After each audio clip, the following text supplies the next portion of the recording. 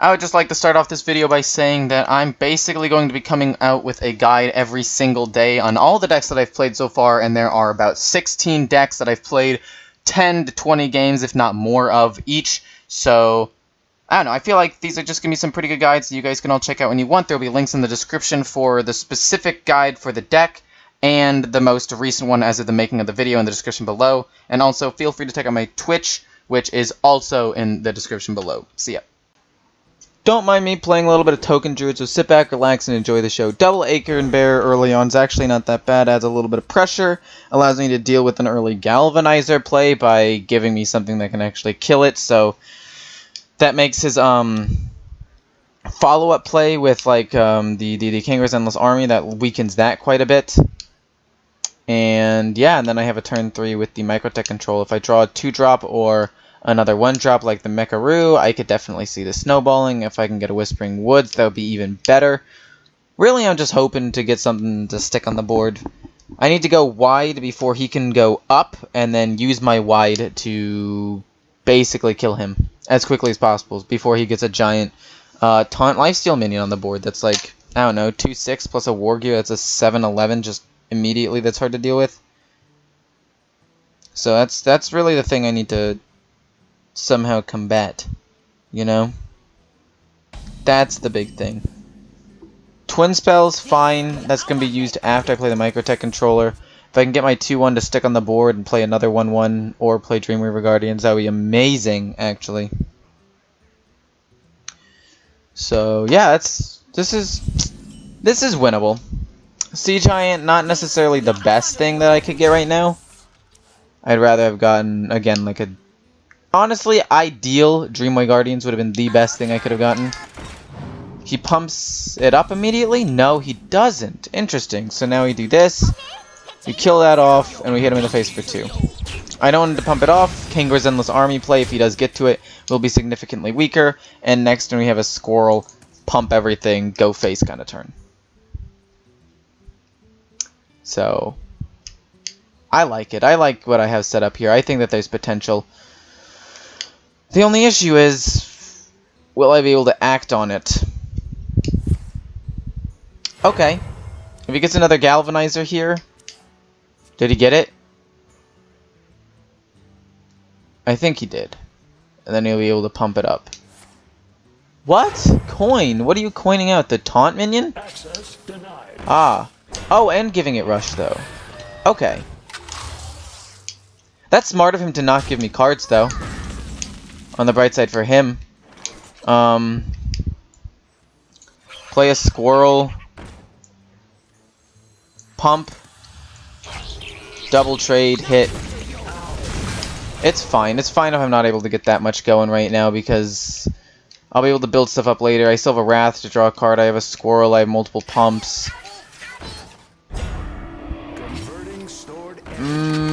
Don't like it. Don't like that one bit, especially considering this Replicating Menace has nothing to latch onto. I say we just do this. Pass turn. If he has Missile Launcher, I'm going to lose the game anyway, right? If he hits the 3/7 into my 3/1 and plays Missile Launcher because he had it in his hand when he played Galvanizer, I've already lost the game. That's fine. That's not as bad as I would have expected it to be. I'm going to trade this into that. Makes him 3. I can play this, and then play this, and then pump them all up. And then ultimately double trade these 2 in, which sucks. But I have to do. I still have a couple more minions in my hand. I still have a Wrath to help me draw a card. I still have hope in this game. I'm not out. Look at that. Look at this beautiful thing. 10 friends, exactly 10 p.m. I love that. I'm glad that I saw that right now. I didn't even notice that. But it's very satisfying to see. Okay. So he's going to try to draw cards every single turn. Maybe he draws 2 cards every single turn. Oh my jeez Louise. He drew a second one? Okay. On the bright side, I can kill that with my 9/9. On the downside, I have to trade in everything. So, Let's see here. Can I successfully do this? Can I? Okay, so I hit this into that. Wrath. Or do I want to just double pump? Make them 4/4s. Missile launcher hurts here, but that's fine. Oh my gosh, I'm bad. That's an oops. He should be a 3/3, but whatever. This kills it off. If he has missile launcher, big whoop, but... Okay. Kangor's Endless Army here would definitely hurt, because it is turn 7. But a lot of them don't have Rush. I have Wrath. I have Explodinator. He has it, doesn't he? What? What? That is a... Whoa, what is happening? Chill, dude. That's not enough to kill my 11-8. Nice! I actually won. Didn't expect to win that one. But to be fair, he didn't get an early Christology. I think it was...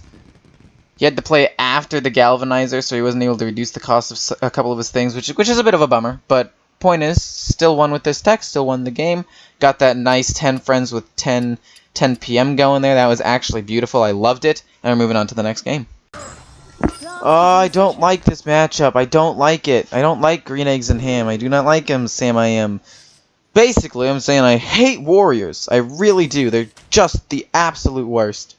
But here we are. Acorn Bear is fine. Blessing of the Ancients could also be pretty decent. This is too slow of a play, but I'd rather have the slower plays than nothing. We don't need it. We don't need Soul of the Forest either. That comes later. But early pumps will be nice. Dreamway Guardians, good. Microtech Controller, good. Whispering Woods with Soul of the Forest is a very nice combo. But I need to actually, like, afford it. I need to somehow bait out a Warpath so I can play Whispering Woods and then play Soul of the Forest the following turn. Because as it stands right now, this is not a good position. But, then again, the plot thickens. We can actually force it, I feel like. With this board, I'd feel forced to play Warpath right now, or next turn. Maybe not necessarily this turn, but the best part is both of these are going to return 4 cards to my hand, so the Whispering Woods play isn't actually even weakened by this. The Whispering Woods play is actually strengthened by doing what I just did. Which is really, really nice for me. Like, he can't really do anything here. He can Shield Slam one of them. That's okay. Big whoop. Right? But, like, I'll still get to pump 3. That'll live through the Warpath. If he uses the Warpath, I will feel much safer playing this Whispering Woods. And then if he's forced to Brawl, like, who cares? Right? And if he doesn't do anything, if he doesn't have Warpath, if he doesn't Brawl... Okay.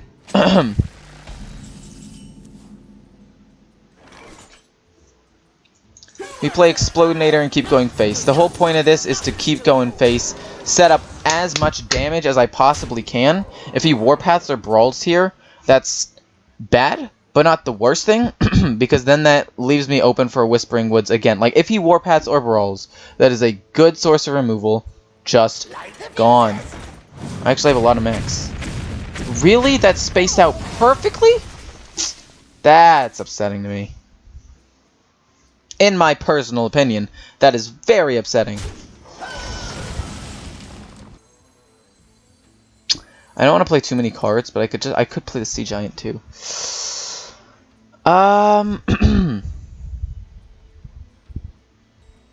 Or I force face here. Curious. The Whispering Woods play will be solid regardless, right? Boom. Still have one more spot for the Sea Giant. Go face. Force him to Warpath or Brawl. Whispering Woods won't be as good here, but it'll be fine. It'll still be okay. Everything will be okay. Defend the gates. Okay, he's gonna kill off the 8/8. That's big. Does he also have Warpath? If he doesn't have Warpath, I can pump Threat and Lethal. Or I can at least play Soul of the Forest.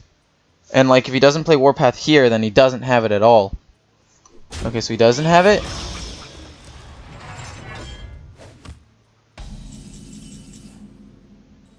Let's see, that's 5, 10, 15, or 5, 10, 11, 12, 13, 14 damage.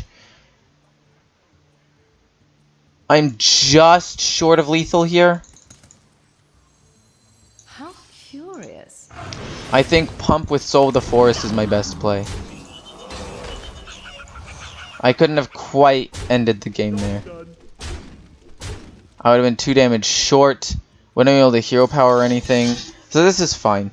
And it's out of range of Warpath killing everything off. At least for these 3. Like, trade, Warpath, Warpath, Warpath is not allowed, not able to kill off everything. I think I've basically set up a winning position for myself. Dr. Boom Mad Genius doesn't save him here.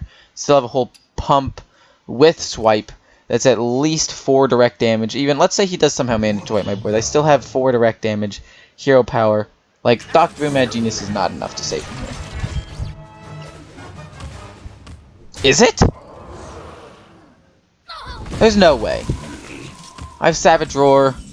1, 2, okay, 5, 6, 7, 8, 9, 10, 11, 12, 13, and then we have Swipe. So we're gonna do that.